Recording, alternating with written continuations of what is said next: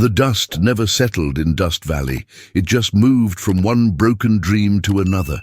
Samuel Briggs rode through the gates of his father's ranch with 27 years of rage burning in his chest and a legal document that meant nothing to the wind. The house stood empty, windows like dead eyes, but smoke rose from the cabin beyond the ridge where no one was supposed to live. He'd come for justice, for land, for a name that had been denied him since birth. Instead, he found a woman hanging laundry, with the careful movements of someone who'd learned that hope was dangerous, and everything he thought he wanted crumbled like old bones in his hands. Samuel's horse picked its way through the scattered bones of what had once been the Briggs family legacy, each hoofbeat echoing against the silence that had swallowed his father's empire whole. The main house loomed ahead, its paint peeling like old scabs, shutters hanging crooked as broken promises, and Samuel felt the familiar burn of rejection rise in his throat like bile. 27 years he'd carried his father's name without his father's acknowledgement. 27 years of being the bastard son who existed in whispers and shame. And now the old man was dead, leaving behind nothing but dust and legal complications. The letter from the lawyer had been brief, clinical, informative. Jeremiah Briggs had died intestate, leaving his considerable holdings in dispute, and Samuel, as the only surviving heir with documented paternal connection, had legal standing to claim what had always been denied him. But standing here in the shadow of the house that had never welcomed him, Samuel realized that justice felt remarkably like emptiness, that winning felt suspiciously like losing, and that the taste of victory was bitter as alkali water. The wind carried the scent of sage and abandonment, and somewhere in the distance, a hawk circled with the patience of something that understood that death always left scraps for the patient. The legal documents in his saddlebags felt heavier than the colt at his hip, each page a testament to years of careful investigation, witness statements, and the kind of methodical persistence that came from having nothing left to lose. His mother had died when he was 15, taking with her the last soft place in a world that had taught him early that bastards were tolerated but never treasured. That blood meant everything and nothing, depending on which side of the blanket you were born on. She told him stories about his father in those final fevered days, painting pictures of a man who'd been kind once, before the land had hardened him, before respectability had become more important than love, before Samuel's very existence had become a reminder of weakness rather than a gift of life. But those stories felt like fairy tales now, pretty lies told by a dying woman who'd loved too much and received too little, and Samuel had learned to trust in documents and deeds rather than in the fickle nature of human affection. The ranch stretched out before him like a kingdom of ghosts, thousands of acres of prime grazing land, water rights, mineral claims, and the kind of wealth that could buy a man respect, if not love, position, if not peace. Yet as he urged his horse forward toward the main house, Samuel felt the weight of solitude pressing down on him like a physical thing, the realization that he was about to inherit an empire of emptiness, that he'd fought so hard for the right to be alone in a place that had never wanted him. The front porch sagged under the weight of neglect, boards warped and weathered, and Samuel's boots echoed hollow against wood that had once supported the weight of his father's authority. His father's guests, his father's legitimate family. He'd imagined this moment countless times, the triumphant return, the claiming of what was rightfully his, the sweet taste of vindication after years of being treated like a mistake that walked and talked and reminded everyone of Jeremiah Briggs's moment of weakness with a Mexican woman who'd cleaned his house and warmed his bed until respectability demanded her dismissal. But triumph felt remarkably like grief as Samuel pushed open the front door and stepped into the musty darkness of a house that had died with its master, dust motes dancing in shafts of sunlight that illuminated nothing but absence. The furniture remained, shrouded in white sheets like ghosts of a life he'd never been permitted to share, and family portraits lined the walls, formal, stern-faced people who shared his jawline and his eye color but had never shared their table or their name. He moved through the rooms like a trespasser in his own inheritance, touching surfaces that had never known his presence, opening drawers that held the detritus of a life lived without him, and with each step the hollowness in his chest expanded until it felt like it might swallow him whole. This was what he'd fought for, schemed for, dreamed of, the right to walk through empty rooms and claim ownership of loneliness, to inherit the silence that had always been his birthright. The kitchen still held the ghost of meals he'd never shared, the dining room echoed with conversations he'd never joined, and the study contained ledgers that documented a prosperity he'd never benefited from, each entry a reminder that he'd been excluded from the very life he was now entitled to claim. Samuel found himself standing before his father's desk, running his fingers over the worn leather surface where Jeremiah Briggs had made the decisions that shaped the valley, signed the papers that built an empire, and never once acknowledged the son who carried his blood and his stubborn chin, and his capacity for both cruelty and unexpected tenderness. The desk drawers yielded the usual collection of business correspondence, legal documents, and personal effects. But tucked in the back of the bottom drawer, Samuel found something that stopped his breath. A small daguerreotype of his mother, young and beautiful and smiling, with an inscription on the back in his father's careful handwriting, "Maria, my heart's true compass." The photograph trembled in Samuel's hands as he realized that his father had kept this token, had hidden it away like a secret shame or a treasured memory. And for the first time since arriving at the ranch, Samuel felt something other than anger, a complicated grief for the man who'd loved his mother enough to keep her picture, but not enough to claim their son. The weight of that contradiction settled in his chest like a stone, heavy and permanent, and Samuel understood that inheriting his father's land would never fill the space left by his father's rejection, that justice was a poor substitute for love, and that some wounds were too deep to heal with legal documents and property deeds. The afternoon sun slanted through the windows, painting everything in shades of gold and regret, and Samuel made his way upstairs to the bedrooms he'd never slept in, the hallways he'd never run through as a child, the spaces that should have been familiar but felt foreign as a distant country.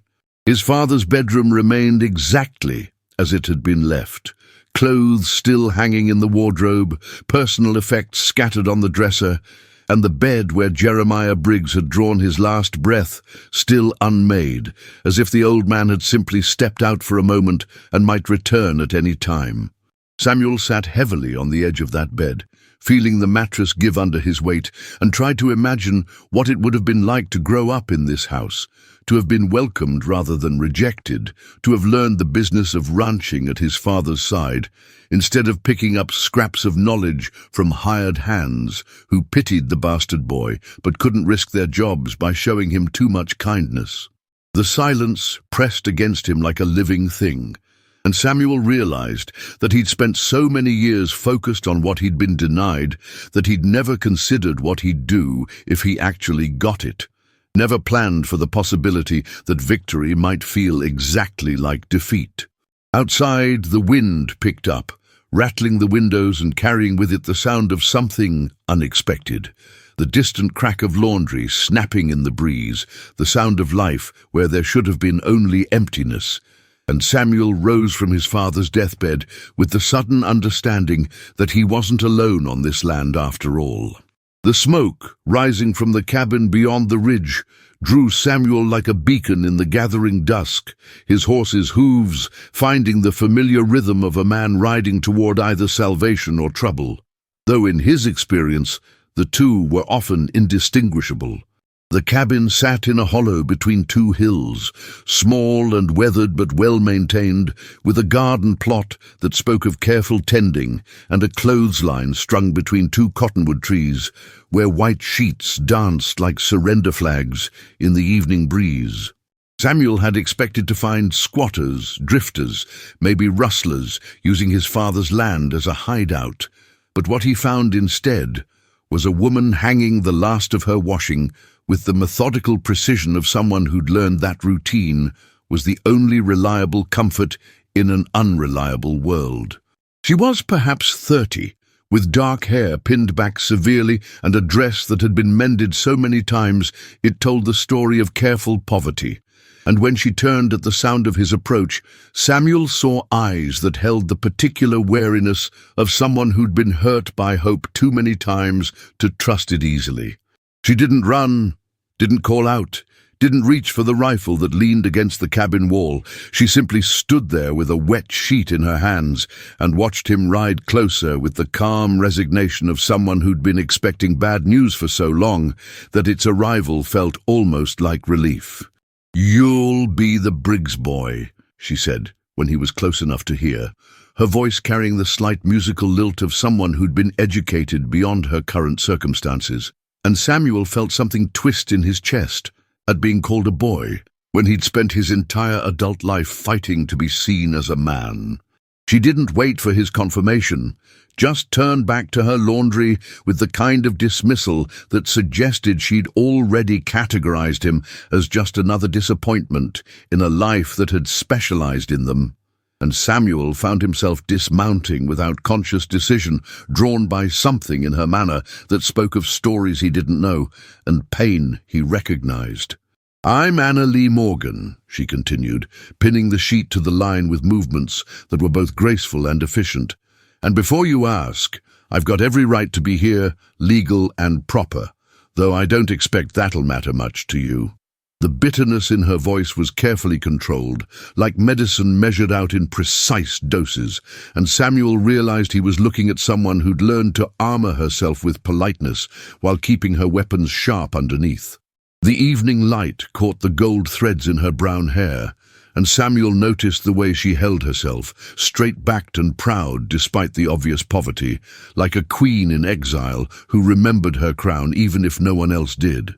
The cabin behind her was small but scrupulously clean, with flower boxes under the windows and a vegetable garden that spoke of someone who understood the value of making something grow in difficult soil.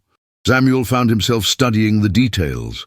The way she'd arranged river stones to border her garden paths, the careful patches on her dress that showed skill with a needle, the fact that despite living alone in the middle of nowhere, she'd taken the time to hang lace curtains in her windows, like hope made visible. "Your father gave me permission to stay here," Annalie said without looking at him, her hands never pausing in their work. "After my intended decided he preferred his reputation to his promises, after the whole town decided I was something to be pitied or whispered about, but not helped." There was no self-pity in her voice, just the flat recitation of facts that had been worn smooth by repetition, and Samuel felt a familiar anger rise in his chest. Not at her, but at the kind of men who made promises they didn't intend to keep, who left women to face the consequences of their cowardice alone. He'd seen it before, the way society punished women for the failures of men, the way a broken engagement could destroy a woman's reputation while barely scratching the man's, and something in Annalie's careful dignity reminded him of his own mother's quiet strength in the face of abandonment. "I work for my keep," she continued, finally turning to face him fully, and Samuel saw that her eyes were green as bottle glass, and just as likely to cut if handled carelessly. "I tend the vegetable garden, preserve food for winter, mend what needs mending, and keep the cabin ready in case your father ever decided to use it for guests or hired hands or whatever purpose suited him." She spoke of his father with the careful neutrality of someone who'd learned to navigate around a powerful man's moods, and Samuel wondered what kind of arrangement they'd had, what promises had been made and kept or broken. He never asked for rent, never asked for anything except that I keep to myself and not cause trouble, and I've held up my end of that bargain for 3 years now. 3 years of living alone in a cabin that wasn't hers. 3 years of making a life out of scraps and determination. 3 years of proving that a woman could survive without a man's protection if she was willing to work hard enough and ask for little enough. Samuel found himself admiring her in spite of himself, recognizing in her the same stubborn refusal to disappear that had kept him fighting for recognition all these years, the same determination to claim space in a world that would rather pretend certain people didn't exist. The silence stretched between them like a bridge neither was sure they wanted to cross, and Samuel realized he was at a crossroads he hadn't anticipated. He could exercise his legal right to evict her, could claim the cabin along with everything else, and send her away to face whatever fate awaited women with nowhere to go. Or he could honor whatever arrangement she'd had with his father and try to understand what had brought her to this isolated place. "What happened?" he asked finally, the question emerging before he could stop it, and Annalee's laugh was sharp as broken glass, bitter as alkali water. "What always happens to women who trust the wrong man?" she said, turning back to her laundry with movements that were perhaps a little too controlled, a little too careful. "I was engaged to marry Thomas Whitmore. You might know the name, his family owns the bank in town, and everything was arranged, the church booked, the dress made, the whole town invited to witness my good fortune in catching such a prosperous husband." Her voice carried the weight of old humiliation, carefully contained, but never forgotten, and Samuel felt his hands clench into fists at the casual cruelty of men who treated women's hearts like business transactions to be completed or cancelled at will. The morning of the wedding, Thomas decided he couldn't go through with it. Annalee continued, her voice steady as stone, but her hands trembling slightly as she folded a pillowcase with unnecessary precision. Seems his mother had convinced him that marrying a school teacher with no family connections and no dowry would hurt his political ambitions, that he could do better if he waited for someone with more to offer than just love and loyalty.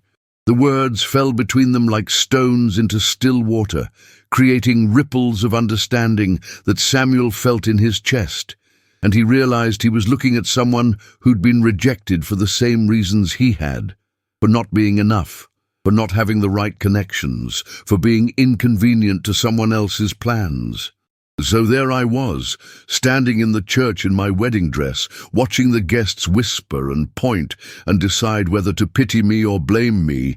And your father was there. He'd come to town on business, and he saw what happened. Annalee's voice softened slightly, and Samuel caught a glimpse of the gratitude she still carried for a kindness shown in her darkest moment. "He offered me the cabin. Said a woman shouldn't have to face the world's judgment without a roof over her head. Said I could stay as long as I needed to figure out what came next." The generosity of the gesture surprised Samuel, revealing a side of his father he'd never known existed, and he felt the complicated grief in his chest shift and expand to make room for this new understanding of the man who'd rejected him but sheltered her. The morning sun cast long shadows across the valley as Samuel stood at the edge of the main house's porch, watching Annalee tend to her small garden behind the cabin. Her movements were deliberate and practiced, each gesture speaking of years spent coaxing life from reluctant soil. He had spent the night wrestling with questions that had no easy answers, the revelation of his father's unexpected kindness toward her creating fissures in the carefully constructed narrative of his childhood. The coffee in his hands had grown cold as he observed her quiet ritual, noting how she paused occasionally to press her palm against the small of her back, a gesture that spoke of burdens carried too long alone. Something in her solitary grace reminded him of his own mother, who had tended their meagre plot with the same fierce determination, as if willing the earth to yield what life had denied them. The parallel struck him with unexpected force, and he found himself walking toward the cabin before conscious thought could intervene. Annalee looked up as his shadow fell across her rows of struggling vegetables, her expression guarded but no longer hostile.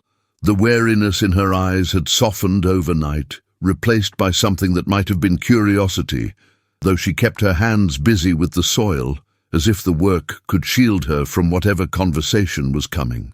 Samuel crouched beside her, his fingers automatically moving to help clear weeds from around a struggling tomato plant, the familiar motion connecting him to memories of working alongside his mother in their own desperate garden. They worked in silence for several minutes, the only sounds the whisper of wind through dry grass and the distant lowing of cattle, until Anna Lee finally spoke, without looking at him. "Your father used to do this," she said quietly, her voice carrying a note of wonder, as if she were surprised to find herself sharing the memory. "He'd come by in the early mornings, before the heat got too bad, and help me with the heavy work." The image of his stern, unforgiving father kneeling in the dirt to help a woman he barely knew challenged everything Samuel thought he understood about the man who had shaped his life through absence. The revelation hung between them like morning mist, delicate and transforming, as Samuel struggled to reconcile this gentle version of his father with the harsh man who had turned his back on a pregnant woman and her unborn child. Anna Lee continued working, her hands steady despite the tremor in her voice as she added, "He never said much, but he'd bring me seeds sometimes, or a tool that needed fixing." Samuel felt something crack open in his chest, a space where anger had lived for so long that its absence left him feeling strangely hollow and light. The silence stretched between them, comfortable now rather than tense, as if they were both processing the complexity of a man who could be cruel and kind in equal measure. When Anna Lee finally looked at him, her eyes held a question she seemed afraid to ask, and Samuel found himself nodding before she could voice it. "Tell me about him," he said simply, the words carrying the weight of 27 years of wondering, and Anna Lee's face softened with something that might have been relief. She settled back on her heels, her gaze distant as she gathered memories like wildflowers, careful not to crush them in the telling. "He was lonely," she began, the words coming slowly, as if she were translating from a language of gestures and silences. "I don't think he knew how to be anything else, but sometimes, when he thought no one was watching, you could see it in his eyes." Samuel felt his throat tighten as she painted a picture of his father that was both foreign and familiar. A man trapped by his own inability to express the tenderness that lived beneath his harsh exterior. The morning air seemed to shimmer with possibility as Anna Lee's words wove a new understanding of the past, one that didn't erase the pain, but gave it context, like finding the missing pieces of a puzzle he'd been trying to solve his entire life. Her voice grew stronger as she continued, "He talked about you sometimes, you know. Never directly, but he'd mention a boy who looked like him, who had his stubborn streak." The words hit Samuel like a physical blow, not painful but transformative, reshaping the landscape of his childhood with the knowledge that he had not been entirely forgotten. As the sun climbed higher, painting the valley in shades of gold and amber, Samuel felt something fundamental shift inside him, like a river changing course after years of flowing in the same direction.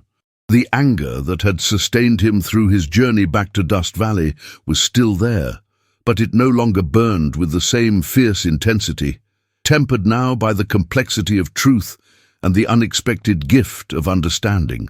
Anna Lee's presence beside him felt both natural and miraculous, as if the universe had conspired to place them both in this moment of revelation. Two wounded souls finding solace in shared stories of the man who had shaped them both through his presence and absence.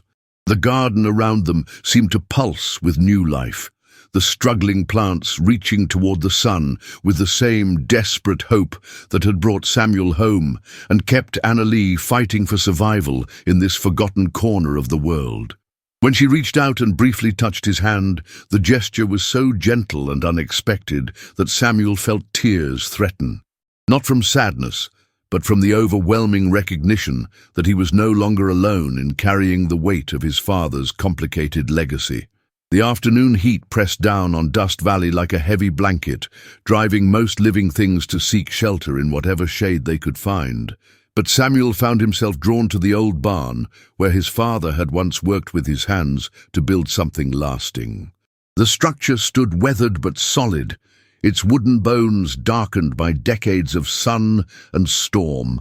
And as he pushed open the heavy doors, the familiar scent of hay and leather and honest sweat transported him back to childhood memories he'd thought were lost forever. Anna Lee had followed him, her curiosity overcoming her usual caution, and together they stood in the cathedral-like space where dust motes danced in shafts of golden light that slanted through gaps in the weathered boards.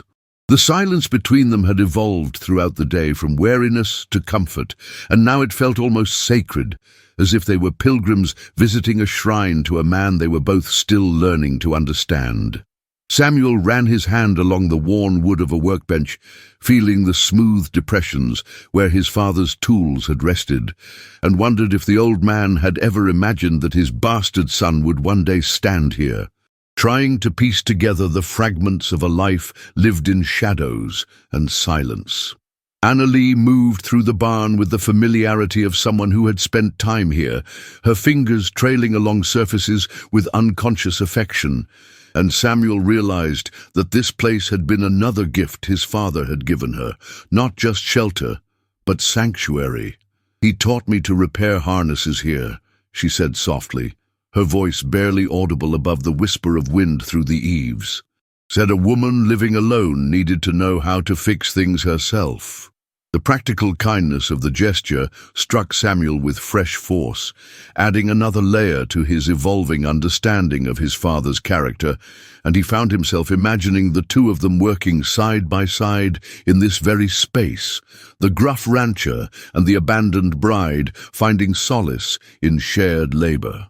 The image filled him with a complex mixture of gratitude and loss, grateful that Anna Lee had received the care he'd been denied, but mourning the relationship that might have been if his father had possessed the courage to claim his illegitimate son. The barn seemed to hold their mingled emotions like incense, the weight of unspoken words and unfulfilled longings settling into the very wood and stone of the structure. As they explored the barn together, Samuel began to see evidence of his father's hidden tenderness everywhere, in the carefully maintained tools, the neat organization of supplies, the small touches that spoke of a man who found peace in creating order from chaos.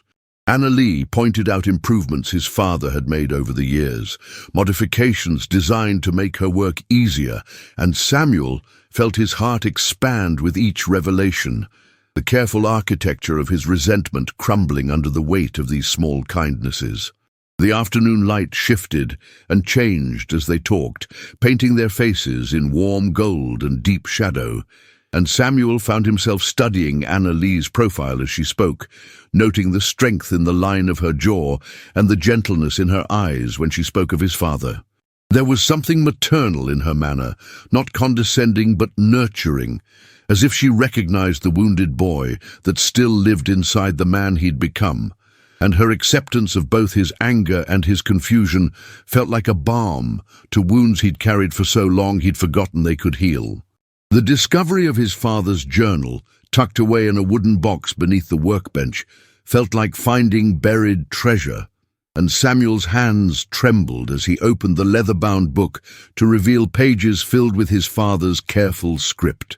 Anna Lee stood close beside him as he read, her presence a steadying force as the words on the page revealed a man tormented by regret and longing, a father who had thought of his son every day but lacked the courage to bridge the gap his own pride had created.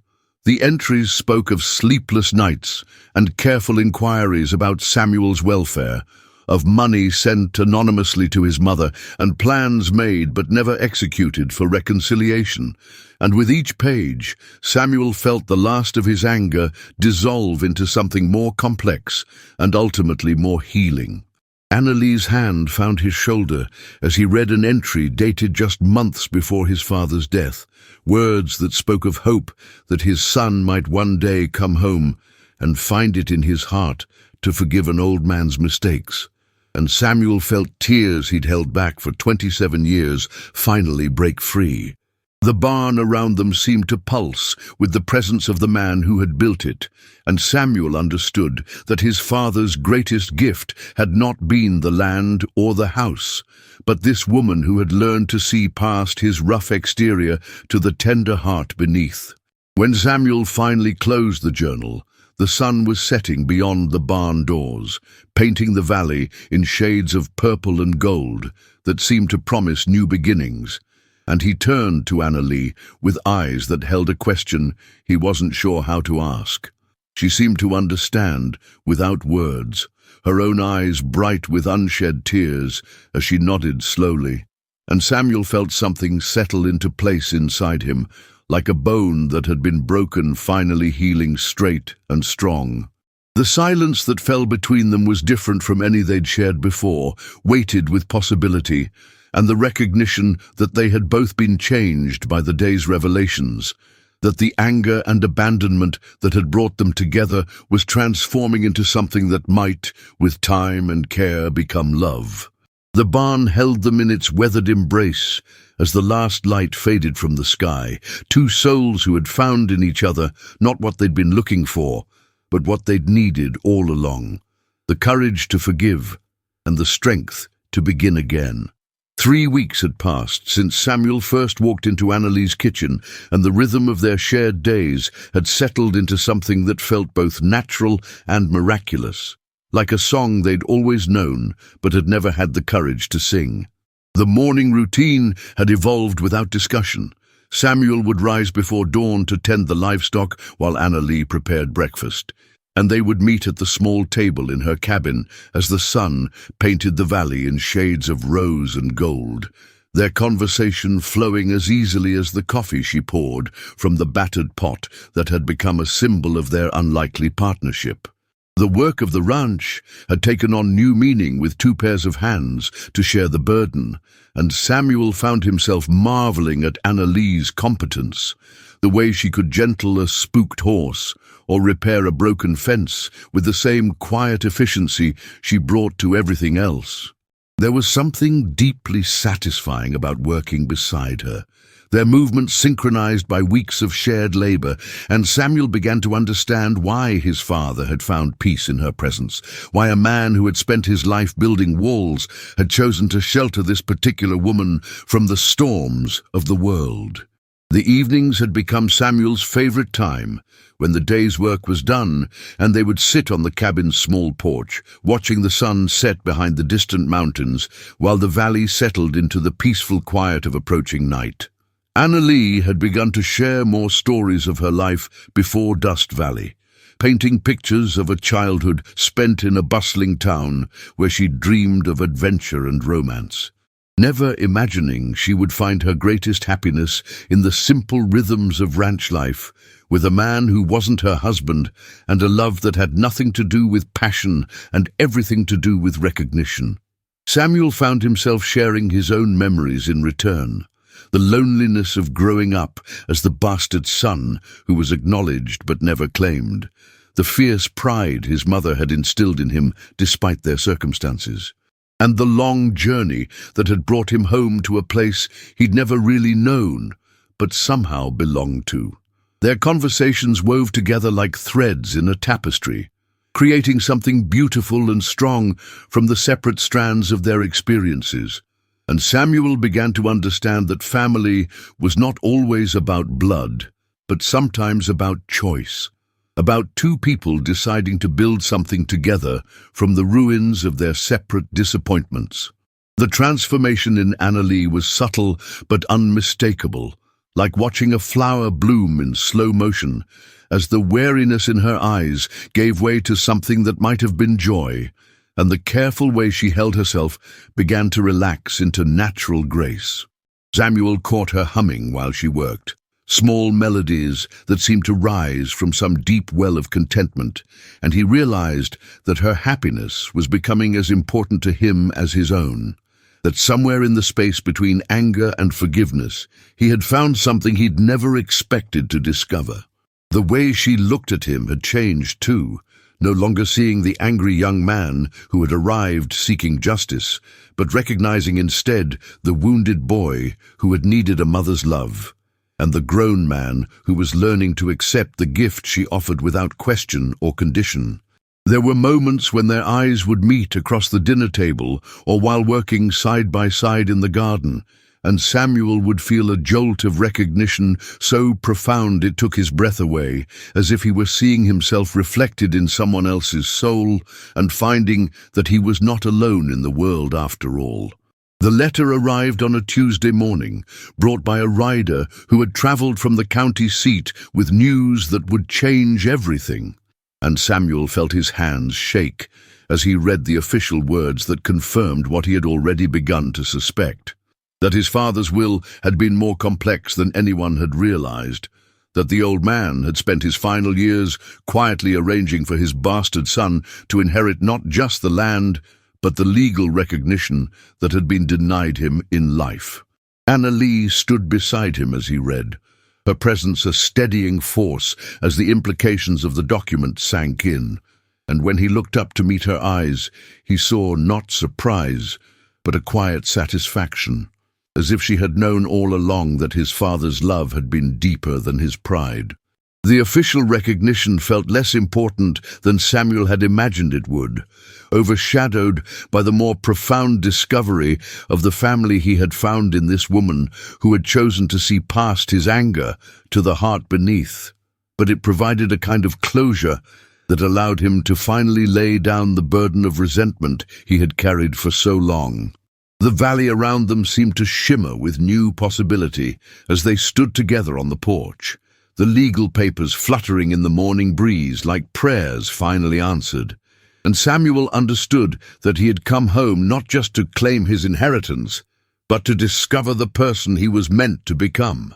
As the sun reached its zenith, casting sharp shadows across the land that was now officially his, Samuel turned to Anna Lee with a question that had been building in his heart for weeks, words that felt both terrifying and inevitable as they formed on his lips. "Will you stay?"